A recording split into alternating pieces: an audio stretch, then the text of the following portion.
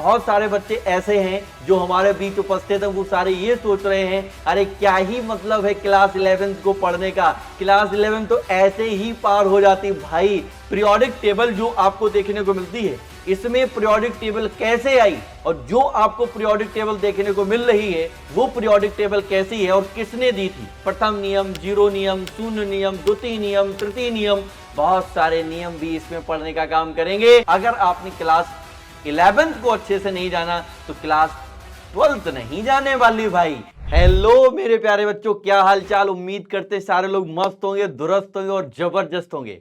जैसा कि आप लोग सारे लोग देख पा रहे हैं कि हमारे पास आपको एक सीन, एक फ्लैश हो रही होगी जिसको आप देख पा रहे हैं। अब मेरा क्या होगा सर, यहां पर कहानी कुछ इस तरीके से बनने वाली है। कुछ बहुत सारे बच्चे जो हमारे पास हैं वो सारे बच्चे क्लास 10th को पास आउट करके आए हुए हैं।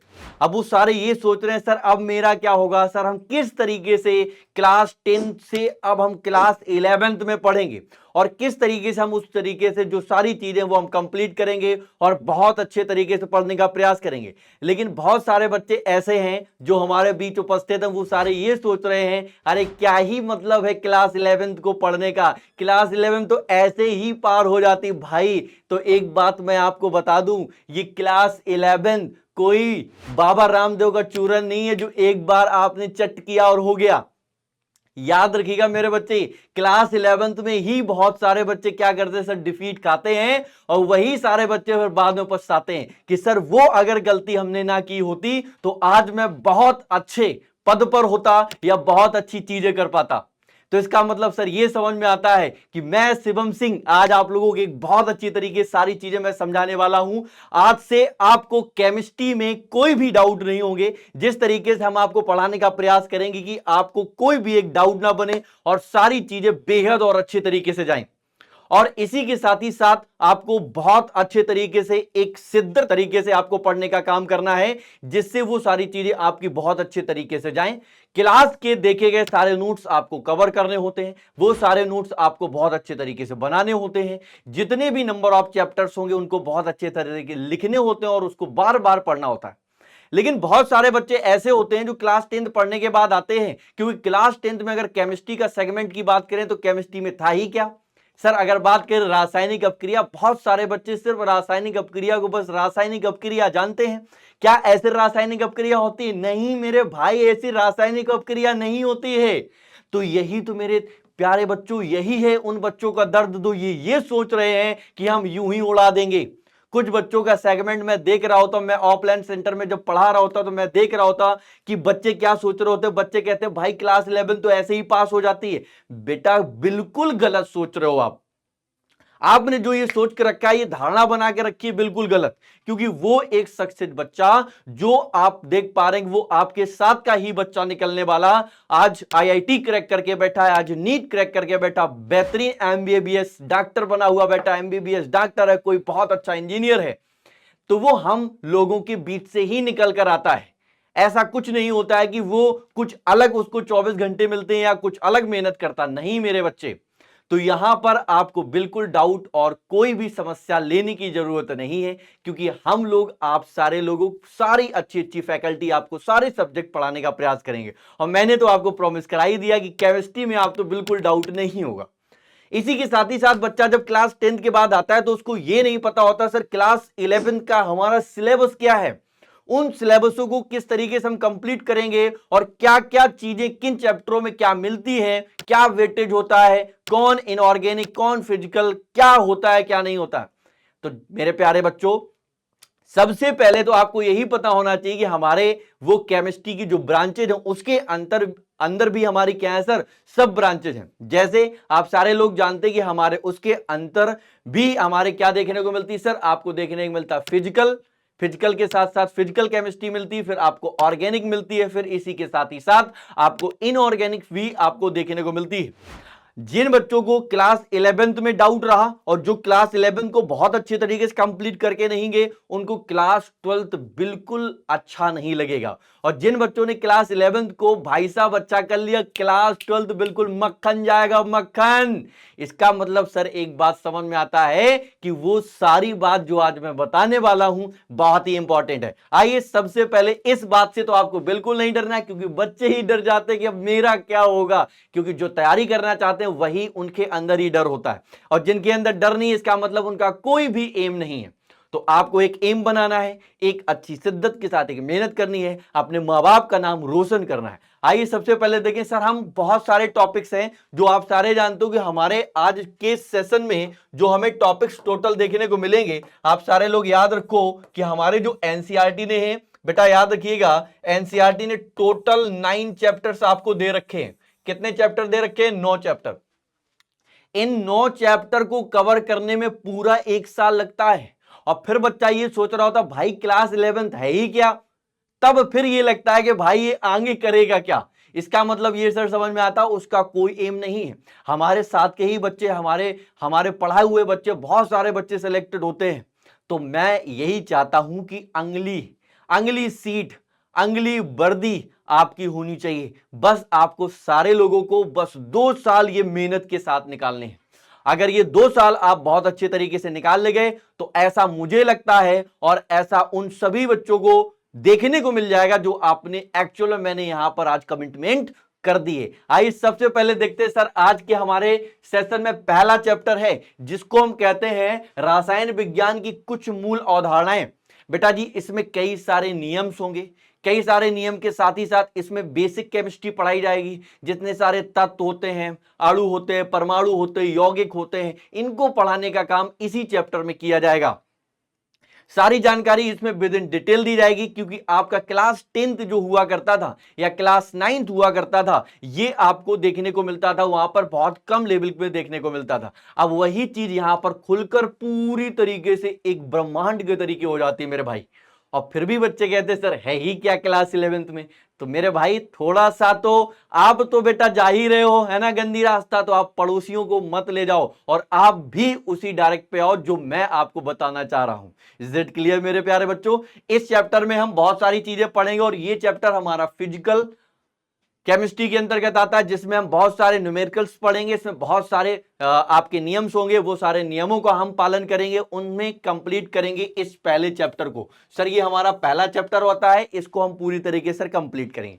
इसी के साथ ही साथ अगर आप ध्यान से देखिए तो हमारे पास जो यहां पर रासायन विज्ञान की कुछ मूल अवधारणाएं हैं, इसी के साथ ही साथ जब आपका हो जाता है तो यहां पर सेकेंड चैप्टर आपको देखने को मिलता है जिसको हम कहते हैं परमाणु संरचना। क्या देखा मेरे बच्चे? इसमें आपने दूसरा चैप्टर देखा जिसमें हम कहते हैं परमाणु संरचना।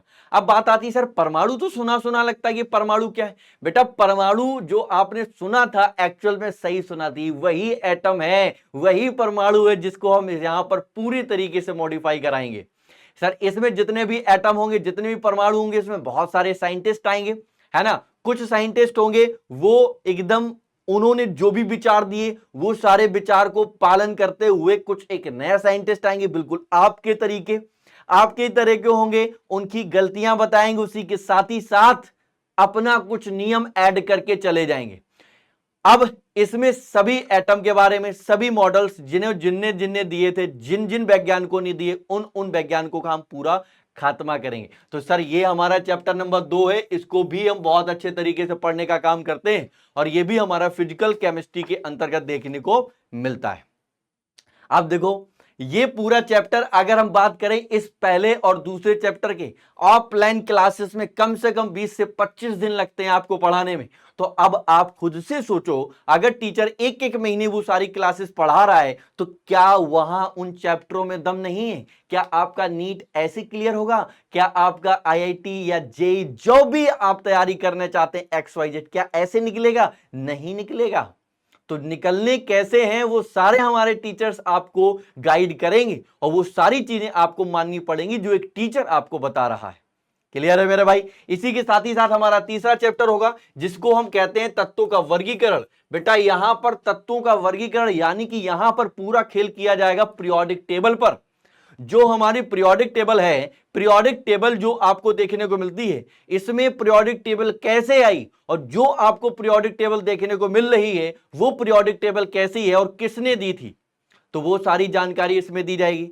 उसमें आवर्त और वर्ग इन सभी को पूरी तरीके से क्लियर किया जाएगा, क्योंकि आपने क्लास 9th और क्लास 10th में थोड़ा थोड़ा सा क्या लिया, थोड़ा थोड़ा सा अनुभव तो लिया है सर पीरियोडिक टेबल क्या है, लेकिन यहां पर जो पीरियोडिक टेबल है इसको हम पूरी तरीके से क्या काम करने वाले सर, पढ़ने वाले। जितने भी तत्व हैं आपको सभी जानकारी दी जाएगी, एक एक जानकारी दी जाएगी। और पीरियोडिक टेबल हमारे लिए बिल्कुल, मैं यूं माशाल्लाह बता दूंगा भाई, पीरियोडिक टेबल याद करने के लिए भी बहुत सारे निमोनिक्स होंगे, बहुत सारी ट्रिक्स होंगी, उनको हम पूरी तरीके से कंप्लीट करेंगे। Is that clear? इसी के साथ ही साथ हमारे पास एक नया चैप्टर देखने को मिलता है जिसको हम कहते हैं रासायनिक बंधन और आणविक संरचना।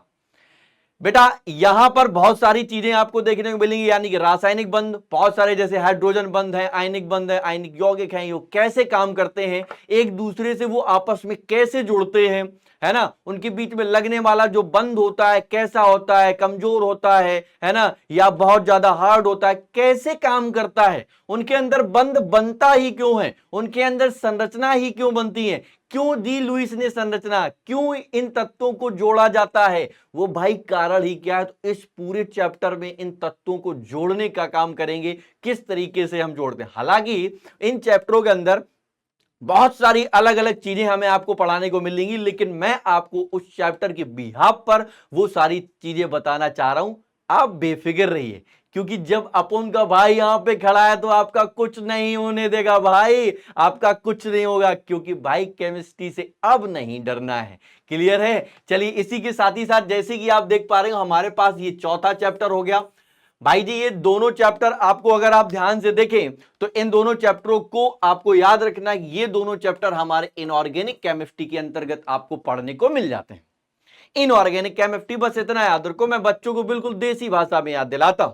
इनऑर्गेनिक का मतलब जिसको रटा जाए, जिनको हम रटेंगे वो इनऑर्गेनिक है। फिजिकल में जिसमें दिमाग आपका खाली होगा, मतलब उसमें न्यूमेरिकल लगाने पड़ेंगे। और ऑर्गेनिक का मतलब अब भाई साहब इसमें तो आपका दिमाग पल्ले नहीं पड़ेगा भाई, अल्ले पल्ले हो जाएगा। इसका मतलब यहां पर हम लोग पढ़ने का काम करेंगे ओनली फॉर रिएक्शन, यानी कि अब क्रियाओं का कैसे काम होता उनमें पढ़ते हैं ऑर्गेनिक को, ऐसे आपको याद रखना है ना।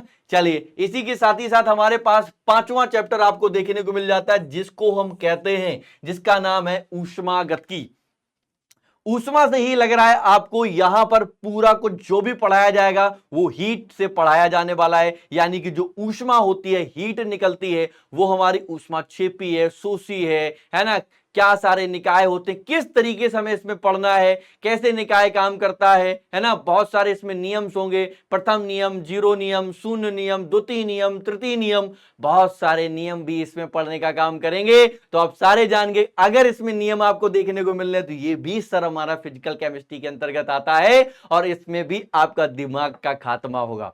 तो ये भी आपका चैप्टर बहुत इंपॉर्टेंट है। ये सारे चैप्टर वो हैं जो मैक्सिमम टू मैक्सिमम आपको सिर्फ और सिर्फ कितना सर, 20 से 25 क्लासेस में आपको खत्म कराया जाता है ऑफलाइन सेंटर में। इसका मतलब है सर खेल तो है बाबू भैया, खेल तो है। हाँ। इसी के साथ हमारे पास नेक्स्ट टॉपिक देखने को मिलता है जिसको हम कहते हैं साम्यावस्था। बेटा जो भी हमारी साम्यावस्था रहेगी इसमें भी कई सारे रूल्स पढ़ेंगे, गैस नियम पढ़ेंगे, ऐसे बहुत सारे रूल आपको पढ़ने को मिलेगा। और जब बहुत सारे नियम आपको पढ़ने के इसमें भी मिलेंगे, इसका मतलब है कि यहां पर भी हमारे पास आदर्श गैस भी आपने नाम सुना होगा, आदर्श गैस समीकरण है, गैल्यूसेक है। इन सारे नियमों का पालन हम इस वाले चैप्टर में पूरी तरीके से पढ़ेंगे और ये भी हमारा फिजिकल केमिस्ट्री के अंतर्गत आता है। तो अब आप ही बताओ क्या यहां पर क्या क्लास 11th हलवा है? आप कहोगे नहीं है सर, इसका मतलब अब तो पढ़ना पड़ेगा, अब तो सर ने आग लगा दी, अब तो नीट आईआईटी कुछ नहीं सर, यूं फोड़ देंगे भाई, यूं फोड़ेंगे।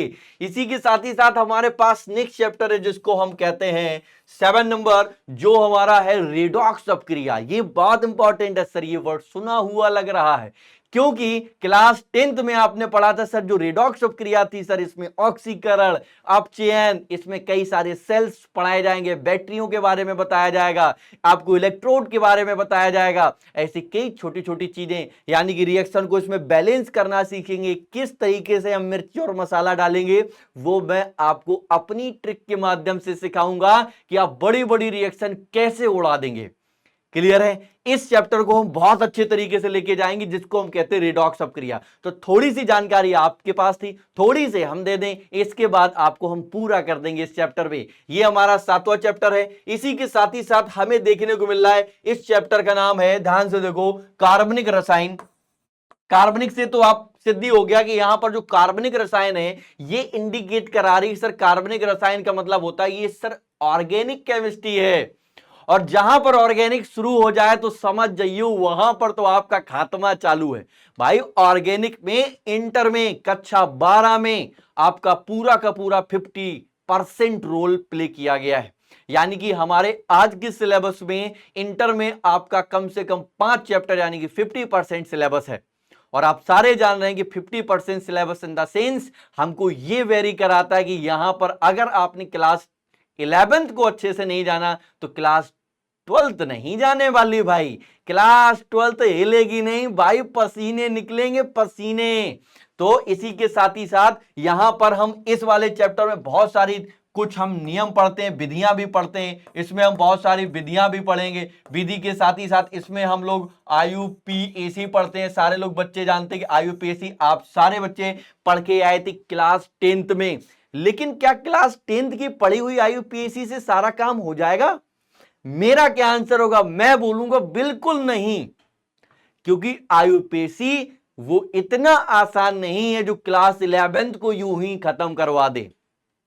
इसी के साथ ही साथ जब आपने क्लास 11th में मैंने आपको आईयूपीएसी पढ़ा दी तो इतना याद रखना, चाहे वो किसी चीज का भी पेपर हो, चाहे किसी चीज का पेपर हो जिसमें आईयूपीएसी पूछी जाती है, उसमें आपको कभी वो आईयूपीएसी छोड़कर नहीं आओगे। और इसी के साथ ही साथ आपकी आईयूपीएसी आपको क्लास 12th में देखने को मिलती, कक्षा 12 में भी आपको देखने को मिलेगी। इसका मतलब ये तो नहीं है कि आप इस चैप्टर को छोड़ोगे, ये तो बेहद इंपॉर्टेंट आपके लिए हो गया, क्योंकि यहां पर हम पढ़ने का काम करते हैं आईयूपीएसी। क्लियर है? और आईयूपीएसी के साथ साथ कई सारी विधियां भी हम इसमें पढ़ाने का काम करेंगे। वो सारी विधियां विद इन फिगर बहुत अच्छे डिटेल में एनसीईआरटी माध्यम से हम लोग लेके चलेंगे। इसी के साथ ही साथ हमारे पास एक और नया चैप्टर जुड़ जाता है जिसको हम कहते हैं सर हाइड्रोकार्बन। सर ये भी चैप्टर हमारा जो भी है 9 नंबर है, ये हाइड्रोकार्बन भी हमारा ऑर्गेनिक केमिस्ट्री के अंतर्गत आता है, ये भी हमारा ऑर्गेनिक केमिस्ट्री है। और जहां पर ऑर्गेनिक केमिस्ट्री है इसका मतलब है कि वहां पर आपकी रिएक्शन कैटेगरी होगी। अब यहां पर हाइड्रोजन और कार्बन समझ में आ रहा है, इसका मतलब जहां जहां हाइड्रोजन के साथ कार्बन मिल रहा होगा वो हमारा हाइड्रोकार्बन कहलाता है।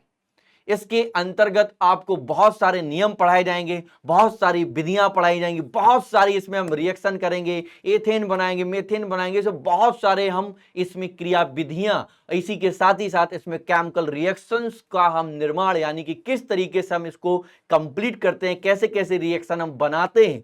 क्लास 11th का ये बेसिक चैप्टर है जिसको आप हाइड्रोकार्बन कहते हो। बेटा ये ऑफलाइन क्लास में पूरा का पूरा आपका 30 दिन लेके जाता है, क्योंकि बच्चों को वहां पर यह नहीं समझ में आता है कि रिएक्शन किस माध्यम से यहां पर हम हाइड्रोकार्बन में करवा रहे हैं। तो आप लोग तो बिल्कुल दिमाग खोल के बैठ जाओ मेरे प्यारे बच्चों कि यहां पर आपको क्लास 11 छोड़ना नहीं है, यानी कि अब की बार आखिरी बार, इस बार अगर आप 11th को बहुत अच्छा पढ़ के जाते हो तो हमें ऐसी उम्मीद होगी कि वो सारी चीजें आपकी क्लियर होंगी जो आपने सोची होगी।